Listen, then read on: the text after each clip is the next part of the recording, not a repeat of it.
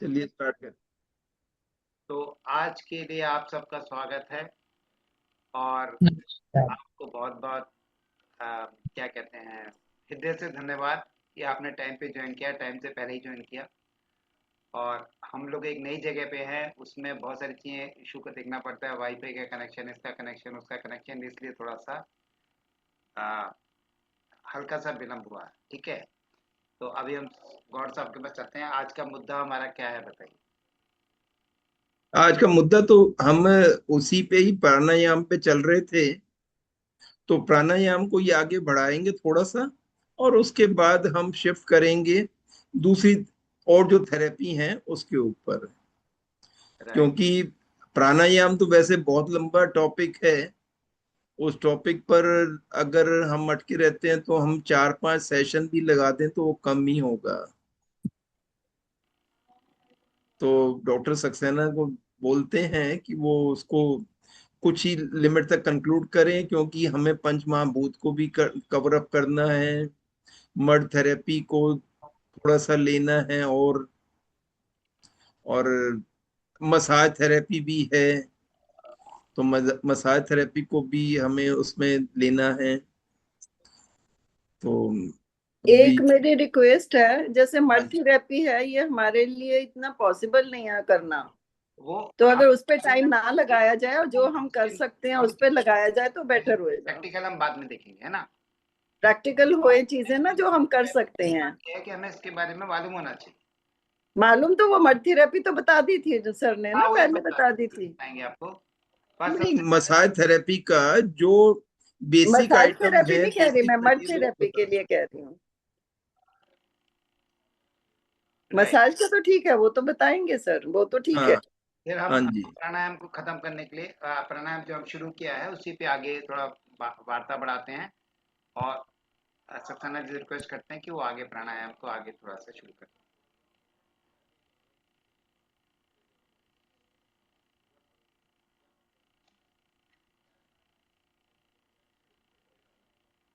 जितने भी उपस्थित हैं सबको मेरा प्रणाम। प्रणाम मैं सर। आभारी हूं कि आप लोग समय पे ज्वाइन कर लेते हैं जो लोग, और आप लोगों का समय पे ज्वाइन करना इस बात का सूचक है कि आप लोग अपने स्वास्थ्य के प्रति सजग हैं। हम एक्चुअली में बात कर रहे हैं प्रिवेंशन पे। We are not talking about the cure. Cure के लिए तो डॉक्टर साहब बहुत सारे बैठे हुए हैं, हम लोग तो उस पर बात कर रहे हैं कि बीमार ही ना पड़े। और हम लोगों ने अभी तक जो सीखा है मैं आप लोगों को समरी कर देता हूँ छोटी सी, और उसके बाद अपन आगे चलते हैं। क्योंकि हम कहाँ तक पढ़ चुके हैं वो देखें। क्योंकि हमारा जो सिलेबस था या जो पाठ्यक्रम हमने बनाया था वो था प्रत्येक सप्ताह शनिवार और रविवार रात 8 से 9, 2 बजे का 2 माह का कोर्स बनाया था, जिसमें हमने टोटल 16 क्लास लेने का था, जो टोटल 16 आवर्स का था। और मैं समझता हूँ कि 16 आवर्स हम कब के क्रॉस कर चुके हैं और अभी भी काम बका है। ठीक है। तो हम लोगों ने क्या क्या सीखा कि परिचय, प्राकृतिक चिकित्सा का परिचय हम लोगों ने सीखा। प्राकृतिक चिकित्सा का दर्शन क्या है, फिलोसफी ऑफ द नेचुरोपैथी, वो हम लोगों ने सीखा। 6 तत्व मतलब पंच महाभूत और एक राम नाम। तो राम नाम को थोड़ा सा और डिस्क्राइब करना है। और राम नाम को इसमें लेना है कि हमारे जो सामाजिक व्यवहार है उसमें हम राम नाम को कैसे, हम उसको छोटी सी लाइन में मैं खत्म कर दूंगा। और भक्ति के बारे में, नवधा भक्ति जो है वो आप लोग रामचरितमानस में आप लोगों ने पढ़ी होगी, उसका थोड़ा सा मैं आपको विवरण दे दूंगा। क्योंकि मुझे रामायण ला के लेके आना पड़ेगी, तो वो कहेंगे तो कल कल अपन वो पूरा कर देंगे पड़ा। तो हमने, ये हो गया 5 तत्वों का असंतुलन, दोषों का वर्णन हो चुका है आपको। दोषों के कारण होने वाले रोगों की संख्या, उनका शार्ट विवरण आपको लिखाया जा चुका है। योग और प्राणायाम, तो प्राणायाम आपका चल रहा है, मेरे ख्याल से ये तीसरी या चौथी क्लास है ये, जिस पे हम लोग डिस्कस कर रहे हैं। भोजन रोग कारक, और ये आपको शॉर्ट में समझा दिया गया, एक परिचय दिया गया भोजन का कि भोजन आप जैसा खाओगे अन्न वैसा होगा मन, और जैसा पिएंगे पानी वैसी होगी वाणी। तो आपको अपनी भोजन की शुद्धता और पानी की शुद्धता पर ध्यान रखना है, ये आपको ध्यान आपको 2 बार करा दिया गया है। मैं समझता हूँ आप लोगों को याद होगा, एक बार वीडियो भी बन चुकी है, एक बार वीडियो नहीं बनी थी। ध्यान में, और अब बचा है मंत्रोच्चारण, तो वो बता देता हूँ। समय प्रबंधन एवं तनाव प्रबंधन। मट्टी पट्टी हम कर चुके हैं, कटी स्नान हो चुका है, छाती पट्टी हो चुकी है, जल चिकित्सा हो चुकी है हमारी, जैसे that is called the hydrotherapy. सूखी और गीली मिट्टी। तो मिट्टी का वास्तव में बात सही है, सुषमा मैम का कहना सही था कि मतलब अर्बन जगह में हम मिट्टी की चिकित्सा करने में असमर्थ हैं, लेकिन कुछ चीजें ऐसी हैं, जैसे हम मुल्तानी मिट्टी खरीद लें 5-6 किलो, उसको पानी में गला करके उसको छान लें, और छान करके उसका हम मिट्टी का लेप करके, गर्मी का मौसम है तो अभी आप देखेंगे कि मिट्टी जो है वो आपके जो ग्रंथीज हैं, जो स्वेट ग्लैंड्स हैं, उनको वो ओपन अप करती है। और साथ में अब मिट्टी अगर आप लगाते हैं तो उसके अंदर एक खिंचाव होता है, तो वो सोखती है आपके अंदर की टॉक्सिन्स को। तो अगर आप लोगों को संभव लगे, वैसे तो अगर जो हम गांव में होते या ऐसा कोई सेंटर होता तो हम वहाँ, मतलब मिट्टी हमको लाने के लिए कम से कम 5 फुट गहरी जगह से हमको मिट्टी खोदना पड़ेगी। उसके बाद उसको बीनना, छानना, पीसना, छानना, उसके बाद मिट्टी पानी में गलाना, और फिर उसको कपड़ छन करके फिर उसका उपयोग करना, लेप करना। तो इतना सारा काम मिट्टी में होता है। तो अभी आप लोगों के लिए है कि आप मुल्तानी मिट्टी खरीद करके अगर आप अनुभव करना चाहते हैं, तो आप उसके साथ भी आप अनुभव कर सकते हैं कि मिट्टी का एक्चुअली में क्या होता है। तो मुल्तानी मिट्टी को कई तरह से इस्तेमाल किया जाता है, दूध में घोल करके भी, दही में लगा करके भी, और शहद के साथ भी उसको। तो उसके अंदर एक स्ट्रेचिंग पावर होता है जो खींचती है वो। तो बताते हैं ऐसा कि अगर आपको झुर्रियाँ कम करना है, खत्म करना है, तो मिट्टी का जो मुल्तानी मिट्टी का पैक लगाइए आप, और उसमें शहद डाल दीजिए, तो वो आपको जो है टॉक्सिन भी बाहर करती है, और आपकी रिंकल्स को भी रिड्यूस करती है। आज हम इतना तो आप लोगों ने पढ़ लिया, और हम लोग जो है करीब लगभग हम लोग 17 लोग हैं। सुनील गौर साहब हैं, नीरज गुप्ता साहब हैं, अंकुर, ये अपने अनुभव सर हैं, इंदू जी हैं, रमेश जी कर्नाटका से है, वो उन्होंने ज्वाइन नहीं किया है बिल्कुल भी। श्री देवी जी ने अभी आज ज्वाइन नहीं किया, वो गुजरात से है। मोमिता जी बेंगलोर से है। रीता जी जो अभी कुछ कारण से नहीं कर पा रही, वो भी बेंगलोर से है। सुखबीर जो है वो फरीदाबाद से है। और सुषमा बंसल जी तो दिल्ली से हैं। दिव्या बख्शी जी, इन्होंने ज्वाइन नहीं किया है, पैसे जमा करने के बावजूद भी। तो थोड़ा सा लगता है कि मतलब पैसे देने के बाद भी अगर आप ज्वाइन नहीं कर रहे हैं। और उसके बाद में दिव्या जैन जी हैं, आज उन्होंने ज्वाइन नहीं किया पता नहीं कारण से। श्रीजना शर्मा जी हैं, और नीरू जी हैं, और उसके साथ में सुनीता जी हैं। तो इतने लोगों ने ज्वाइन किया था, उसमें से जितने लोग रहे जितने रहे हैं, इतना हम लोग पढ़ चुके हैं। अब बात करते हैं हम प्राणायाम में। तो प्राणायाम में आप लोग क्या क्या पढ़ चुके हैं, मैं आपको एक बार रिकैप करा देता हूँ कि हम लोगों ने उसके नर्वस सिस्टम के बारे में समझा, पैरासिम्पैथेटिक, सिंपैथिक, और अपने वो समझा, ब्रेन के अंदर जो होता है सेंसरी और मोटर समझा हम लोगों ने। उसके बाद में हम लोगों ने सिंपैथिक, हम लोगों ने केंद्रीय जो हमारा जो न्यूरोलॉजी है, मतलब हमारा जो ब्रेन है, उसके जो फंक्शन थे वो हम लोगों ने समझे क्या क्या होते हैं। हम लोगों ने ये भी समझा कि हम 1 मिनट में, एक नॉर्मल ह्यूमन पर्सन कितनी मिनट 1 मिनट में कितनी सांस लेता है, कितनी बार लेता है, एक बार में कितनी लेता है, 1 मिनट में कुल कितनी ऑक्सीजन एयर लेता है, कितनी हमारे लंग्स में बैलेंस बचती है और क्यों बचती है, हमने ये भी समझा। हमने इसमें ग्रेविटी और एटमॉस्फेरिक प्रेशर का जो असर है हमारे लंग्स पे, वो भी हम लोगों ने देखा। और हमने के डायफ्रामेटिक और कौन सी अपन ने थोरैसिक। डायफ्राम और थोरैसिक, दो हम लोगों ने ब्रीथ समझी। फिर हमने ये समझा कि हमारा ये सिंपैथिक नर्व कब आती है, और हमने शायद ये भी पढ़ा कि डेल्टा और ये जो आती है हमारी, वो हमने सीखा। हम लोगों ने वो भी सीखा कि बिना मतलब हम हाथ लगाए बिना हम आंखों के मूवमेंट से हम कैसे अनुलोम विलोम कर सकते हैं, ये भी हम लोगों ने सीखा, और शायद आप लोगों ने इसके ऊपर प्रैक्टिस भी किया होगा। समाधि के बारे में को हम एक्टिवेट कर सकते हैं, वो भी आपको बताया। जो शरीर के चार हार्मोन होते हैं, डोज DOSC, उसके बारे में भी आप लोगों को बताया गया था कि डोज क्या होता है, कहाँ से रिलीज होता है, कैसे रिलीज होता है, उनके फंक्शन क्या है। और इस संबंध में आपको एक चार्ट जो गौर साहब ने डाला था, वो चार्ट भी आपको ग्रुप में डाला है। आप लोग चाहें तो उसमें से आप उसको अपने नोटबुक में कर सकते हैं। समाधि के बारे में बताया था कि समाधि क्या होती है और समाधि के लाभ क्या है और कैसे हमारी आई थी, ये हो गया। हमने ये भी समझा कि जो मतलब टेंशन हमारा जो है, जब बच्चा माँ के गर्भ से बाहर आता है तो उससे बड़ा टेंशन इस दुनिया में कोई नहीं होता, हमने वो भी समझा। अब इसमें आपको इतने सारी चीजों में आपको यदि कोई चीज समझ में ना आई हो, शंका शुबा हो, कहीं कोई प्रश्न आपका बचता हो, तो वो मैं आपको क्लियर कर देता हूँ। एक चीज छूटी थी जो सुनीता जी ने बोला था कि उनके पास एक जो वो है, वो उनका कम है। जैसे हमारा ये जो टाइमिंग था, तत्व का समय जो टाइमिंग था वो छूटा हुआ था, तो आप मिला लें एक बार जी सर। कि रात को 8 से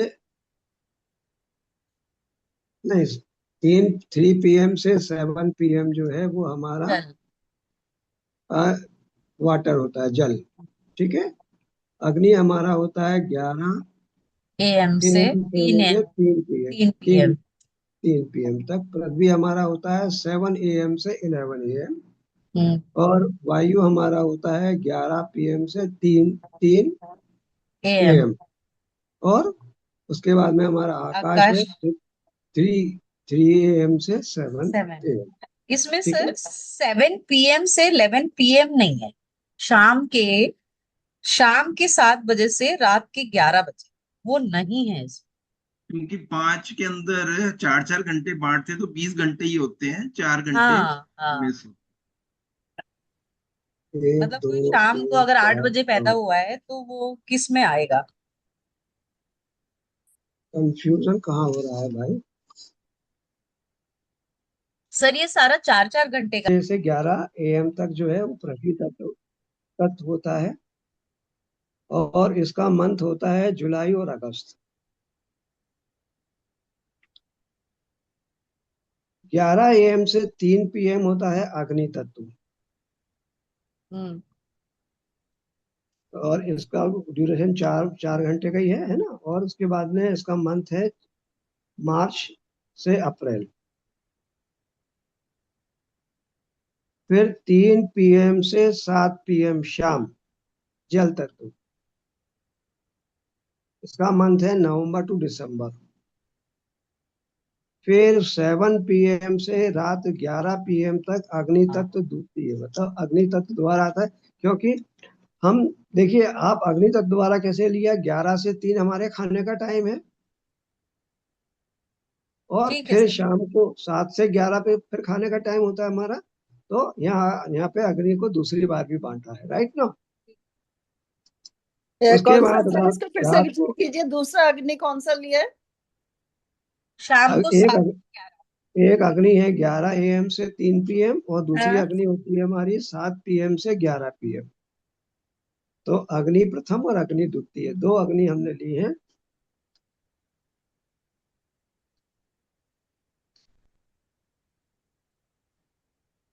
और मीतू उसके जी आप अपना मीतू जी आप अपना कैमरा ऑन कर लीजिए। आप, मैं आपका परिचय करा दूं मेरे ग्रुप के लोगों से, जो मेरे आदरणीय ग्रुप के लोग हैं जो मेरे साथ जुड़े हुए हैं, आपका उनसे परिचय करा दूं। आप गेस्ट अपीयरेंस में हैं। और नीरू जी आप ही खिड़की खोलें। तो सात एक सात यही पीएम से मिसिंग था 11 सर, पीएम बाकी तो रात्रि हो जो गए है पूरे। अग्नि तत्व है। यही जी मिसिंग सर। था, बाकी हो गए हैं पूरे। है ना। वायु तत्व 11 से है, फिर प्रातः 3 से 7 आकाश तत्व है। ठीक है सर। अब जिसके अंदर मालूम है बराबर जो है ना, वात पित्त कफ 3 बराबर चलेंगे इसके अंदर। फिर ये 3 का हर एक का 5-5 उसके भेद है। जैसे मैंने आपको प्राण का लिखा दिया, ठीक है ना। बाकी के भी ऐसे ही, पित्त का भी 5 भेद है और कफ के भी 5 भेद है, ठीक है, वो लिखा दूंगा मैं आपको। तो हर 4 घंटे में ये चल रहा है हमारा 3-3 बार, तो 4×3=12, फिर 4×3=12। तो सवेरे बात चलेगा, फिर दोपहर को अग्नि तत्व में फिर पित्त आ जाएगा, फिर कफ आ जाएगा, फिर शाम को बात आ जाएगा, फिर पित्त आएगा, फिर कफ आएगा, ठीक है। अब इसमें तो बहुत सारा है कि उसको मतलब कौन सा रंग पसंद होता है, कौन सा इसका स्वाद पसंद होता है। तन मात्रा तो मैंने लिखा दी थी आपको, चक्र मैंने आपको लिखा दिया, है ना। और इसके कौन कौन से मतलब जो अंग है जिनमें बीमारी की संभावना होती है, वो मैंने इसके अंदर अभी बाकी और भी इसके अंदर शोध कर रहा हूँ मैं। जैसे ही पूरा होगा तो फिर अपनी क्लास, अभी ये कोई क्लास लेंगे। आप लोग सीनियर बनेंगे तो फिर कंटिन्यू ज्वाइन करना। अगर आप लोग सीनियर बनते हो तो आपको आपको पैसा कोई देना नहीं है, आप ज्वाइन कर सकते हैं। अगर दूसरी क्लास चालू होती है उसमें आप लोग सादर आमंत्रित हैं, आपको कोई पैसा नहीं देना है, आपको उसमें रिपीट होगा और आप लोगों को मौका दिया जाएगा कि आप लोग भी अपनी जो आप लोगों ने सीखा है उसमें से जो आप कर सकते हो वो आप एक्सप्लेन करें। यहाँ तक सब समझ में आ गया? किसी को कोई कंफ्यूजन है? इतना पढ़ा दिया है, इसमें कोई कंफ्यूजन है? ठीक है सर। किसी को कुछ रहा है पूछने के लिए? बाकी आप लोगों ने सबने अपने अपने एक्सपीरियंस शेयर किए थे, जिन जिन लोगों ने जो जो मतलब प्रैक्टिकल किए हैं अपनी बॉडी के ऊपर, उन लोगों ने सबने अपने अपने एक्सपीरियंस शेयर किए थे, तो वो भी वीडियो में उपलब्ध है। और हमारी नीरू जी भी आ गई है। ये इसमें मीतू जी हैं, डॉक्टर मीतू जुनेजा जी हैं। मीतू जी आप कैमरे में आइए। आप मीतू, डॉक्टर मीतू जो जुनेजा जी हैं, इनको सुखबीर ने मतलब जो हमारी मेंबर है सुखबीर, उन्होंने इनको इंट्रोड्यूस किया था। मैंने आज इनको एज ए गेस्ट इनको बुलाया है कि आप देखें, हमारे जो ग्रुप के लोग हैं, काफी लोगों ने आज ज्वाइन नहीं किया है, तो और ये बाकी सब लोग हैं हमारे ग्रुप के लोग, आप देख रहे हैं। इसमें गौ साहब हमारे इंजीनियर हैं, सुनीता जी हमारी इंजीनियर है, और सुषमा मैम जो सीनियर हैं हमारे यहाँ पे, सबसे ज्यादा एज उनकी सुषमा मैम की है। और सुषमा मैम जो है मैथ की टीचर है, पीएचडी किया हुआ है इन्होंने। और नीरू जी हमारी भी इन्होंने अपने बारे में पूरा बताया नहीं कि क्या है। और हमारे नीरज सर जो है वो एनजीओ में काम करते हैं। बहुत ज्यादा अगर किसी आदमी को व्यस्त देखना है तो वो हमारे पास में एक है, वो है नीरज सर। मैथमेटिक्स है, कुछ भी काम बता दो आप, हमारे नीरज जी को सब काम आते हैं। ऐसा कोई काम नहीं बचा जो नीरज जी को नहीं आता हो। और मेडिकल के बारे में अगर हमारे यहाँ कोई अगर अगर कोई एक्सपर्ट बंदा है तो वह है एक इंजीनियर है जिनका नाम है आदरणीय सुनील गौर साहब। तो ये हमारे पास में मेरे नवरत्न है, जितने मेरे पास अभी उपलब्ध है ये मेरे नवरत्न है। इन लोगों ने सीखा है, और जो सीखा है उसको इन लोगों ने एक्सपेरिमेंट किया अपनी बॉडी पे, और उसके बाद में इन लोगों ने जो एक्सपीरियंस किए हैं वो अपनी टेक्निक हाउ इन लोगों ने एक दूसरे को दी है। गौर साहब ने तो एक छोटी सी थेरेपी से अपना वेट भी रिड्यूस करना शुरू किया हुआ, without any changes in diet और एनी मेडिकेशन, राइट नो। तो हम लोगों ने जो प्राणायाम पे बात किया था, तो आज आज मेरे पास समय कम है, 9 बजे क्लास बंद होगी। कल आपको खूब सारा टाइम मिलेगा, कल आप जितना चाहो उतना करो, है ना। आज हम जो है प्राणायाम में आप लोगों को मालूम है एक चीज होती है कि हमारी सांस जो है वो हमारे कैंसर को भी ठीक करने में सहायक हो सकती है। आप लोग विश्वास करेंगे इस बात पे? सर आप बोल रहे हैं तो जरूर करेंगे। नहीं, मैं बोलूंगा कुएं में कूदो तो कूदोगे क्या? है? उन्होंने जवाब दिया था पिछली बार आपने ये बात पूछी थी तो। हाँ, तो बोले भरोसा बढ़ेगा तो करेंगे। तो हमारा क्यों अब सुनीता जी, ठीक है ना? हम्म, अभी मैम, देखिए, हम बात करते हैं, जब हम इनहेल करते हैं उसको हम क्या बोलते हैं? पूरक। और जब एक्सिल करते हैं उसको बोलते हैं रेचक।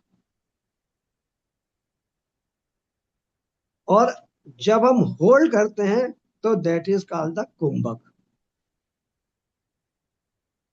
तो अगर ये शब्द आपको सुनने को मिले प्राणायाम में या श्वास के अंदर, तो कभी कंफ्यूज मत होइए कि रेचक क्या है, पूरक क्या है, और कुंभक क्या है।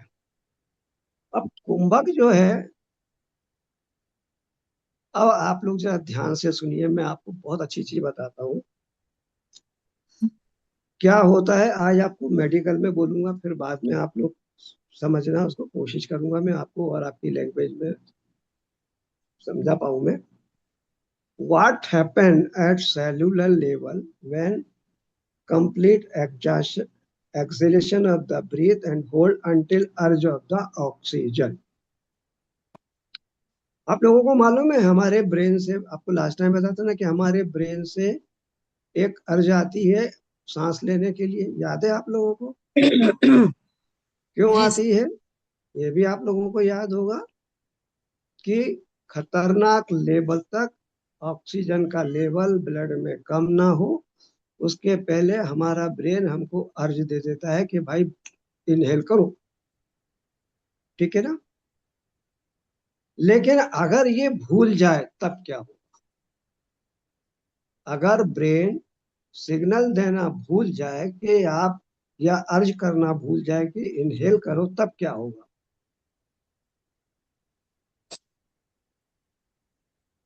हमने होल्ड की हुई है और वह अर्ज करना भूल जाए तो क्या होगा? हमको मालूम ही नहीं पड़ेगा कि हमारी बॉडी में कार्बन डाइऑक्साइड का लेवल बढ़ रहा है।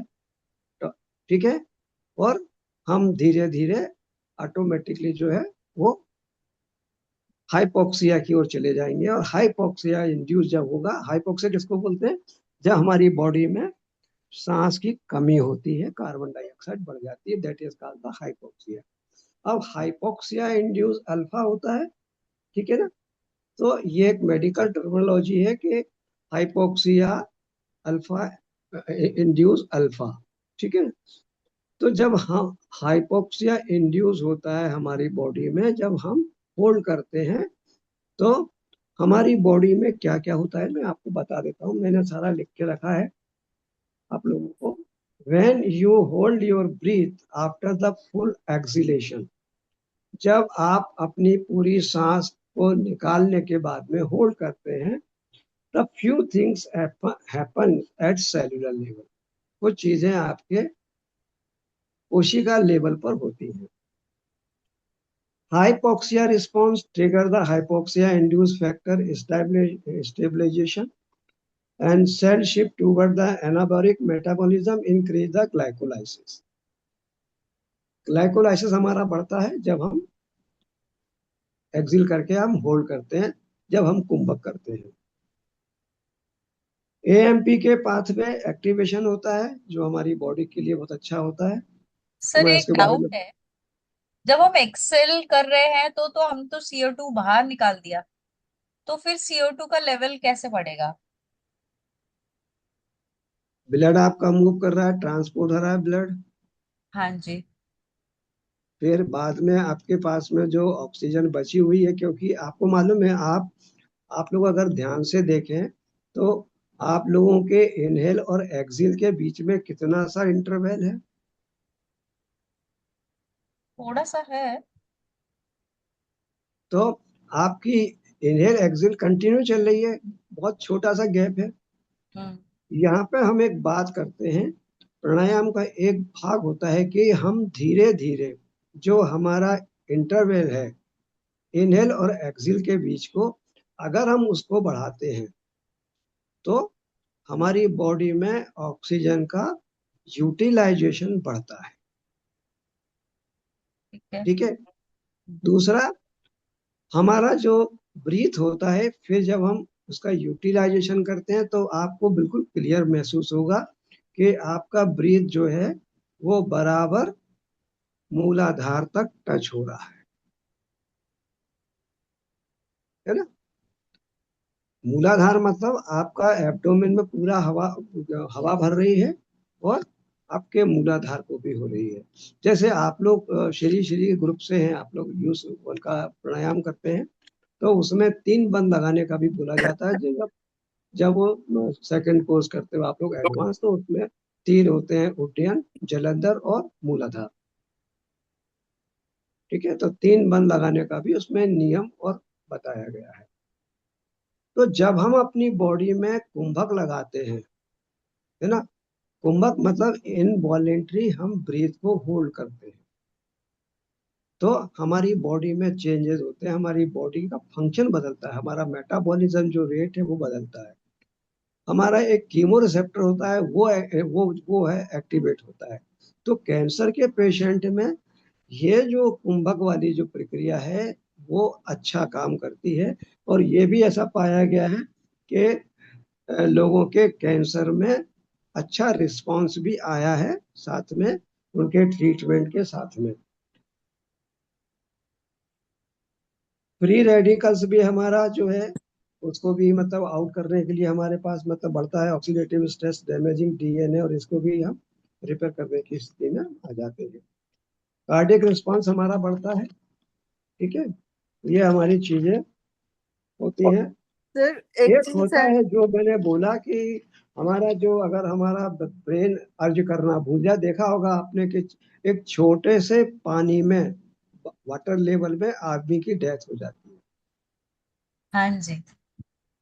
क्यों होती है? उसका कारण है कि हम जो है ना, हमने अपनी एक्सिल कर दी और हम पानी में डुबकी लगा लिए, तो ब्रेन ने जो अर्ज भेजना थी वो उसने भेजना बंद कर दी, जिसकी वजह से क्या होता है कि हमारी बॉडी के अंदर उसका लेवल बढ़ जाता है कार्बन डाइऑक्साइड का, और जो ब्रेक पॉइंट है वो टूट जाता है, और इसको बोलते हैं shallow water breakout. Breakout medical term है, सेलो वाटर ब्रेकआउट। इसमें आदमी की डेथ हो जाती है। अभी एक किस्सा हुआ है, इंदौर के पास है एक ओंकारेश्वर, वहां पे ये किस्सा छोटा सा हुआ है, बिल्कुल यंग बच्चे की डेथ हुई है। तो आपका कुंभक जो है बहुत सारी चीजों को, बीमारियों को दूर करता है। सर एक चीज पूछूं। हाँ कुंभक पूछिए। हम दो दो उसमें लगाते हैं, सांस लेके भी लगा लेते हैं, सांस छोड़ के भी लगाते हैं। तो जी कौन सा वाला मतलब ज्यादा इफेक्टिव है और कौन सा प्रैक्टिस ज्यादा करनी चाहिए? देखिए, एक बात है कि अगर आप एक्सिल करके कुंभक लगाएंगे तो मुश्किल से 1 मिनट लगा पाएंगे। 1 मिनट भी नहीं लगता। ठीक है ना, हम्म। 1 मिनट भी नहीं लगता, ये बात बिल्कुल सही है। तो इसके लिए हमको प्रैक्टिस करना होती है। हम धीरे धीरे अपने टाइम को बढ़ा सकते हैं, और इसके साथ ही हम अपने लंग्स के जो कैपेसिटी है उसको भी हम इंक्रीज कर सकते हैं।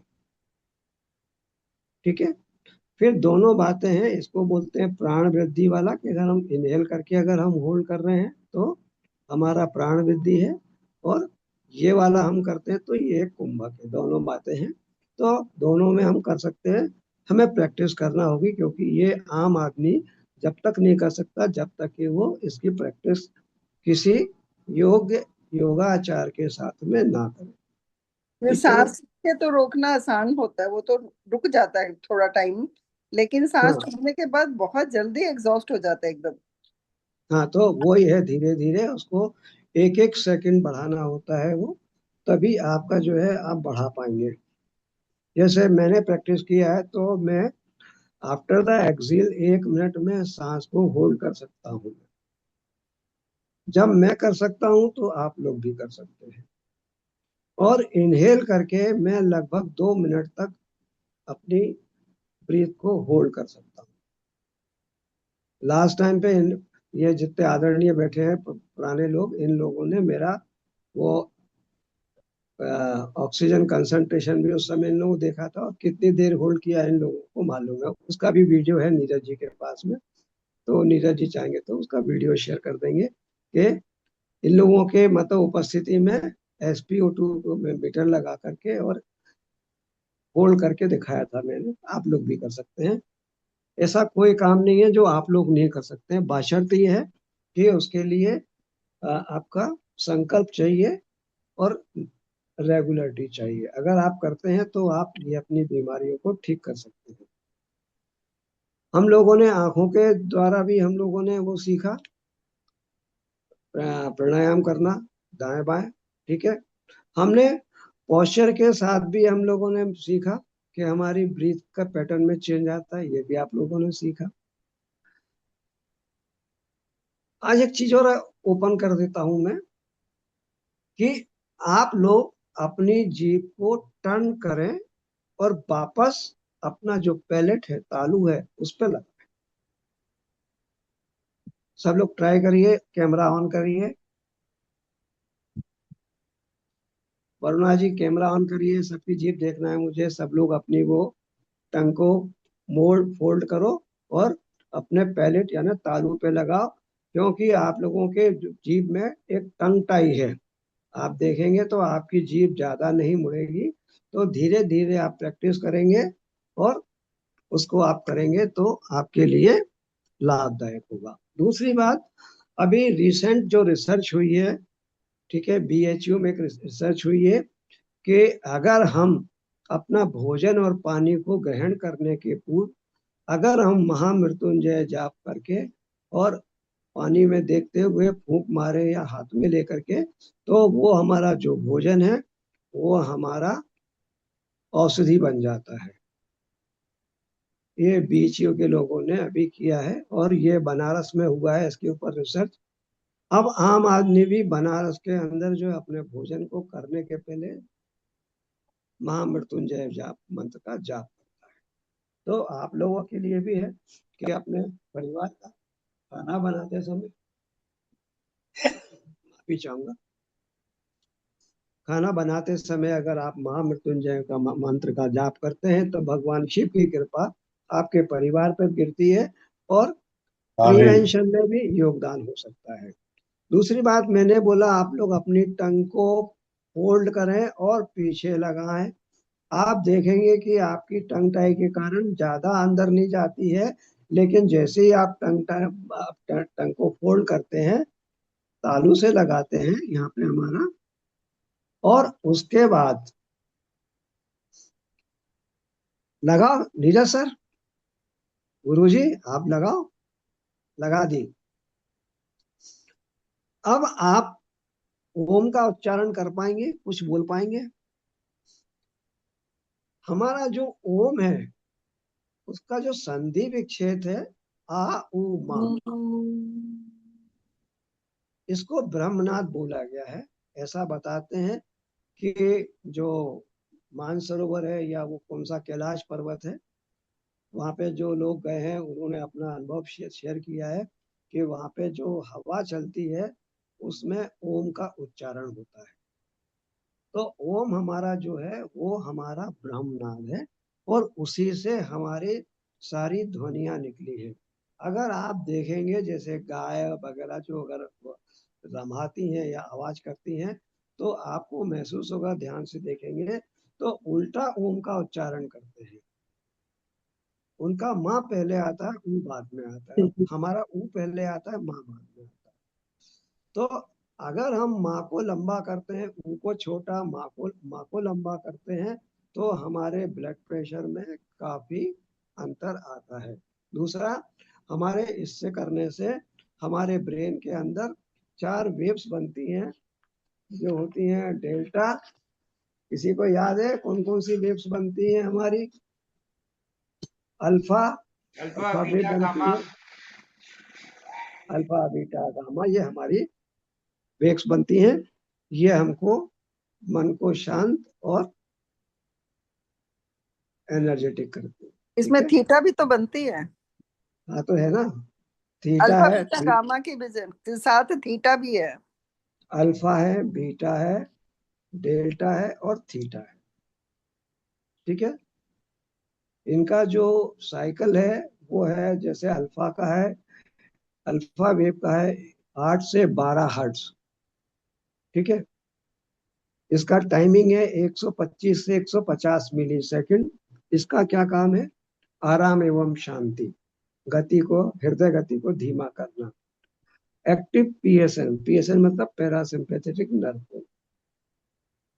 बीटा, इसका जो साइकिल है वो 13 से 15 हर्ट्ज है और इसका टाइमिंग है 67 मिली सेकेंड। ठीक है। हृदय गति को तेज करना, तनाव, चिंता एवं सिंपैथेटिक नर्वस सिस्टम को सक्रिय करना। ठीक है। डेल्टा वेव्स का है 0.5 टू 4 हर्ट्ज, आधा से 4 साइकिल। और इसका है 125 से 250 मिली सेकेंड। तो मिली सेकेंड आपकी वेवलेंथ हुई ना और साहब? हाँ जी, हाँ मिली जी सेकंड सर, मतलब हाँ इसका जी। Time period. This is called the wavelength ना। हाँ, हाँ वन जी। Upon F is equal to omega, वो ये वेवलेंथ ही है। सही है। वेवलेंथ है ना, तो वेवलेंथ है। और इसकी फ्रीक्वेंसी, फ्रीक्वेंसी का साइकिल क्या हुआ? 4 से 5। मतलब फ्रीक्वेंसी का मतलब क्या हुआ? एक बार ये गई और ये आई, तो दैट जो बीच का गैप है that is called the cycle, right no. जैसे मैं इसकी बात करूं, 50 हर्ट्ज हमारे एसी वाले की, जो हमारे घर में करंट होता है उसका 50 हर्ट्ज होता है। 50 हर्ट्ज क्या होता है? Negative to positive, positive to negative. लेकिन डीसी करंट में हमारा साइकिल नहीं होता है, वो डायरेक्ट करंट होता है, सीधा होता है। ठीक है। तो साइकिल जो है हमारी जो फ्रीक्वेंसी है उसकी इकाई है। ठीक है। ये हमारे वो आराम देती है, समाधि में जाते हैं तो हमको ये, आप देखते हैं ना, एक होता है तो हृदय गति को धीमा करना, बीटा थीटा का है हल्की नींद की स्थिति। जब हम थीटा वेव को जब हम एक्टिवेट कर लेते हैं तो यहाँ पे हम अपने सबकॉन्शियस माइंड को पॉजिटिव अफर्मेशन या रीप्रोग्रामिंग कर सकते हैं। ठीक है।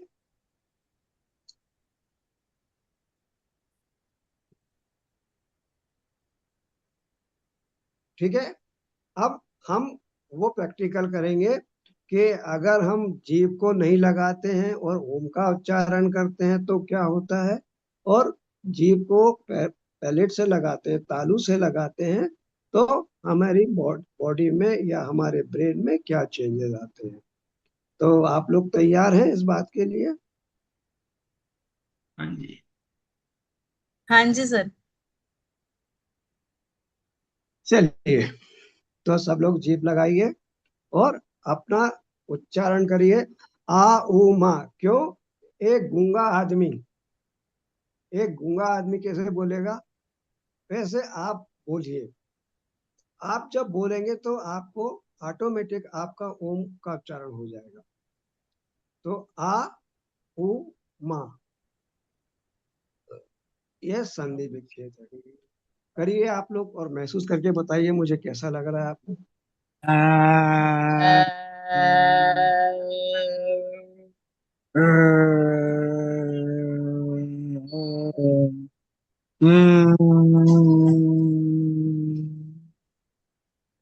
आपको कहाँ महसूस हो रहा है ज्यादा? म में। है? म म म में। माँ को अगर हम लेते हैं लंबा, तो हमारे को ब्रेन के या नीचे से हमारे जो 7 चक्र हैं उनमें से कहाँ पे उसका वाइब्रेशन मिलता है आपको?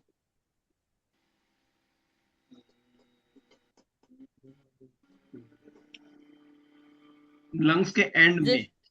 मुझे तो मेरे कानों में लग रहा। गले से कानों का है और पीछे। आप महसूस करिए, दोबारा से करिए आप लोग। आपके ब्रेन में आपको वाइब्रेशन मिलेगा। जो हम भ्रामरी सहस्त्रधार की पे बात, लगता है सबसे ज्यादा। गले में जो सर, हम गले में। जो म सहस्त्र। हम में। भ्रामरी, नहीं नहीं, जो हम भ्रामरी की बात करते हैं तो हम यहाँ लगा करके बैठ करके, एक बात और, अगर आपको अपनी सांस को लंबा करना है तो ये वाली उंगली का इस्तेमाल करें, ये वाला लगाएं। आपका कहाँ भरेगा? आपकी ऑक्सीजन, आपकी एयर जो है वो आपके पेट में भरेगी। तो जब आप पेट से ओम का उच्चारण करेंगे आपको अलग आनंद आएगा। अगर आप गाना गाते, कोई सिंगर है हमारे ग्रुप में, कोई अगर सिंगर है, तो वो इस फिंगर को लगा करके, इस मुद्रा को लगा करके गाना गा के देखे, उसकी आवाज जो है वो पेट से आएगी, उसके सुर और स्टेबल आएंगे। ठीक है ना? इससे करेगा तो अलग, और इससे करेगा तो उसके सुरों में फर्क आएगा।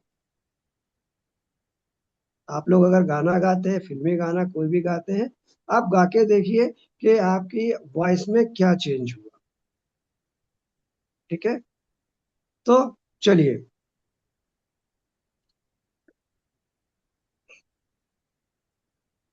सब लोग आंखें बंद करें, मैं आप लोगों को एक्सपीरियंस कराता हूँ। मैं बोलता हूँ, आप लोग एक्सपीरियंस करिए। आंखें बंद करिए, एकदम शांत मुद्रा में, ध्यान में। ठीक है? एकदम रिलैक्स, सारा टेंशन खत्म। वो याद करो जब आपको बहुत अच्छा लग रहा था, वो वाले क्षण याद करो। और ओ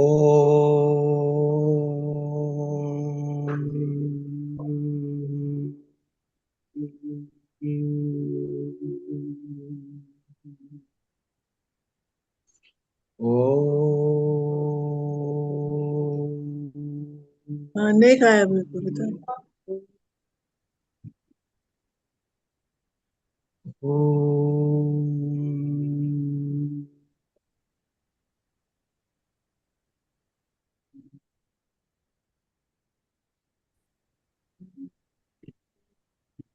आपको ब्रेन में आपको वाइब्रेशन महसूस होगा।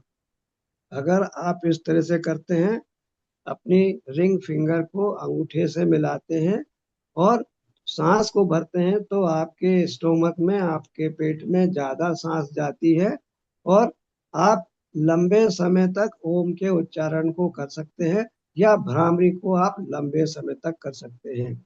और अगर आप धीरे धीरे करते हुए जाते हैं, तो आपको ऐसा लगेगा कि आपकी आवाज जो है अंतरिक्ष में जा रही है धीरे धीरे। थोड़ी सी प्रैक्टिस करेंगे, आपको इसमें बहुत आनंद आएगा।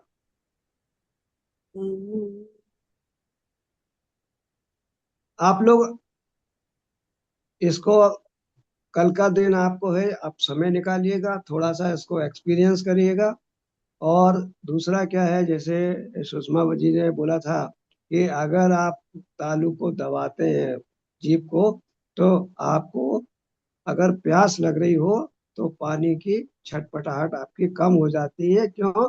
कि जैसे ही आप दबाते हैं, तो टंग टाई जो होती है हमारी, उसके नीचे आप देखेंगे तो सलाइवा की ग्लैंड्स हैं, तो वहां से एकदम तेजी से सलाइवा रिलीज होता है। आप लोग उसको महसूस कर सकते हैं। ठीक है? हाँ जी सर, वो भी महसूस किया, और माँ बोलते समय पूरा पेट में आ रहा था, ये भी महसूस किया। हाँ, तो जितना आप नीचे से लेंगे, उतना आपको, जितना पेट भरेंगे, उतना आपका ब्रीथ का टाइमिंग बढ़ेगा। आप उस दिन तारीफ कर रही थी ना मेरे, कि आपका तो बहुत लंबा सांस है। लंबा सांस क्यों है? क्योंकि पेट से भरोगे तो लंबा जाएगा। ठीक है? इसको आप लोग एक्सपीरियंस करिए। कल हम इस पे खूब सारी और बात कर लेंगे, आखिरी बार। उसके बाद फिर हम बात नहीं करेंगे। कल एक्सपीरियंस सुनेंगे आप लोगों का, और जहाँ कमी होगी उसको कर लेंगे। क्योंकि प्राणायाम करने से आप अपनी लगभग 80% बीमारियां ठीक कर सकते हैं। दूसरी बात, जो हमारी आज की तारीख में लोगों को बीमारियां हैं, कौन सी? मानसिक तनाव, चिंता। ठीक है ना? साइकोसोमेटिक। है हाँ, ना? मानसिक। साइकोसोमेटिक। है ना? तो बताते हैं कि 90% बीमारियां साइकोसोमेटिक होती है। तो जैसा आप सोचेंगे, वैसा आपको परिणाम मिलेगा। तो इसलिए इसको आप करेंगे। ठीक है? और अपने एक्सरसाइज करेंगे, योग करेंगे। योग में जो आपको पसंद हो, जो भी आप कर सकते हैं, वो योग करें आप। ठीक है? प्राणायाम करें आप। आपके लिए, आपको प्रिवेंशन आपका बराबर रहेगा। अपने भोजन पे ध्यान रखें। खाना कब खाना है? घड़ी में 9 बजे नाश्ता कर लेना चाहिए। 11 बज गया, खाना खा लेना चाहिए। 3 बज गया, चाय नाश्ता ले लेना चाहिए। 7 बज गया, थोड़े से मतलब पकौड़े सकोड़े बना के खा लेना चाहिए। रात को 11 बजे खाना। तो ये टाइमिंग, जो टाइम बाउंड हम खाना खाते हैं या हमारी जो क्रेविंग से हम खाना खाते हैं, तो क्या आप लोगों ने कभी सोचा कि हमारा फूड पूरी तरह से हमारी बॉडी में डाइजेस्ट हो रहा है? लोग शिकायत करते हैं, हमको कॉन्स्टिपेशन हो रहा है, हमको पाइल्स हो रहे हैं, हमको मतलब ये सब हो रहा है। क्यों हो रहा है? क्योंकि आपका खाना प्रॉपर रूप से डाइजेस्ट नहीं हो रहा।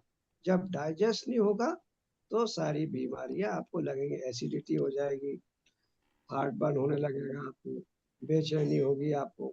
फिर दवाइयाँ भी हैं, मतलब अपने पेंटाप्रोजोल है, ऑसिड वगैरह ऐसी गोलियां हैं, आप गोलियां भी खा सकते हैं।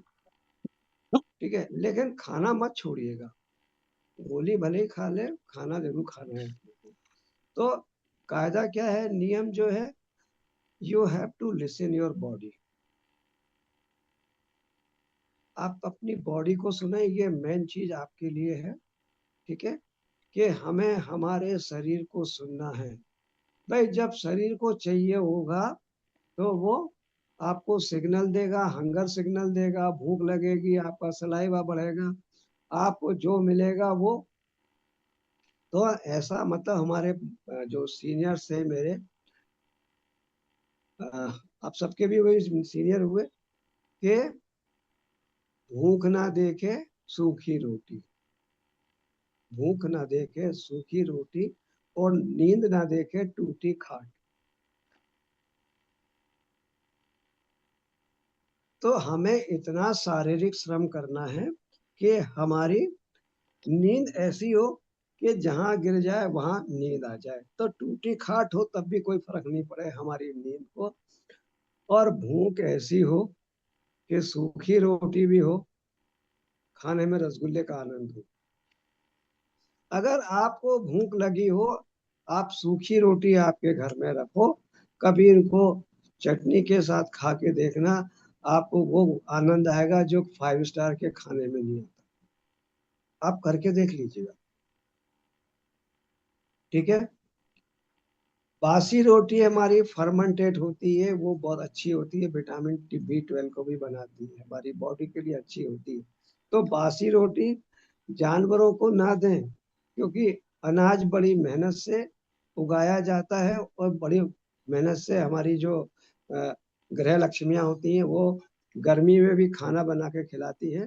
तो उसका उतना भोजन लें जितना आप खा सकते हैं, थाली में बेकार ना छोड़ें। कम लें, खाने का सम्मान करें, भोजन का, ये आप ध्यान रखें। सर इसमें जैसे, कोई हाँ जैसे भूख लगी हो और उस समय नहीं खा पाए आधे एक घंटे, तो उसमें कोई नुकसान है? क्या नुकसान होगा?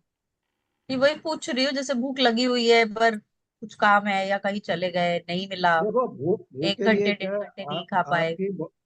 सुनीता जी सुनिए, भूख आपके ब्रेन, जब क्या होता है, हमारा शरीर मतलब हमारा जो वो है ना, लीवर बहुत चतुर है।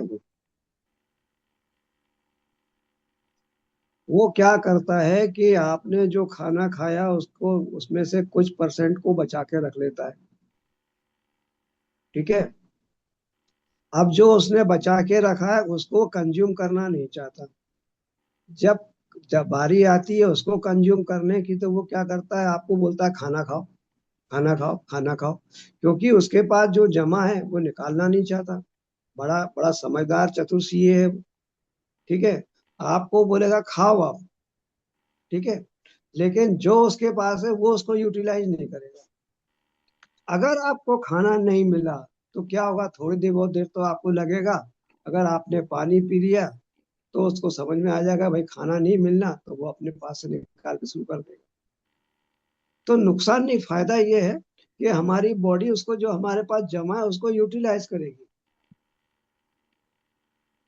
आप करके देख लीजिए, ये मैं नहीं कह रहा, आपकी बॉडी बोलती है, आप करके देख लीजिए। मत खाइए, भूख लगी है मत खाइए, पानी पी लीजिए।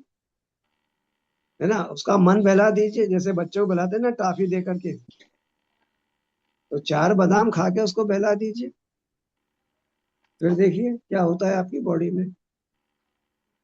क्या आपको वीकनेस होती है, क्या आपको डिहाइड्रेशन होता है, क्या आपकी ये स्थिति ये होती है कि आप कोमा में चले जाते हैं। ठीक है, तो वो सारा मैनेज बॉडी के अंदर होता है। आपको धीरे धीरे अपनी बॉडी को एक्सपीरियंस करना है। ये हम जो सोचते हैं ना, अरे खाएंगे नहीं तो मर जाएंगे और बड़ा कमजोर हो जाएंगे, कुछ नहीं होता,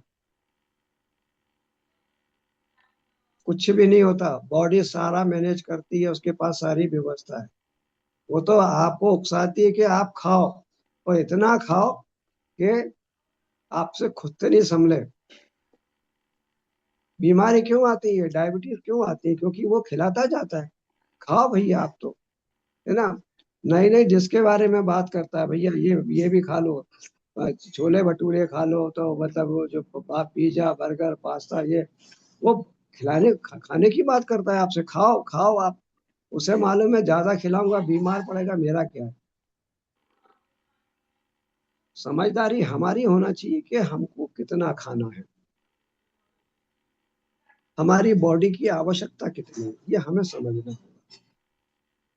ठीक है, कोई प्रश्न हो तो ठीक है, नहीं तो सभा यहाँ आज विराम होती है। आपके जो प्रश्न आप हो आप लिख के रख लीजिए, कल जितना पूछना है पूछ लीजिएगा। कल हम आगे बढ़ते हैं, आप लोग इस पे एक्सपेरिमेंट करिए, प्राणायाम पे। कुछ बचेगा तो और करा दूंगा मैं, क्योंकि शरीर के लिए सबसे ज्यादा हमारा प्राणायाम है। अगर हमारी शरीर के अंदर ये सही है तो बहुत सारी बीमारियां आपको नहीं आएंगी। तो आप लोगों से करबद्ध निवेदन है कि आप लोग इस पे काम करें, ईमानदारी से काम करें, और अब स्वास्थ्य का लाभ लें। जो कुछ थोड़ा बहुत मुझे आता है उसको आप लोग सीखें और फिर आगे बढ़ाएं उसको।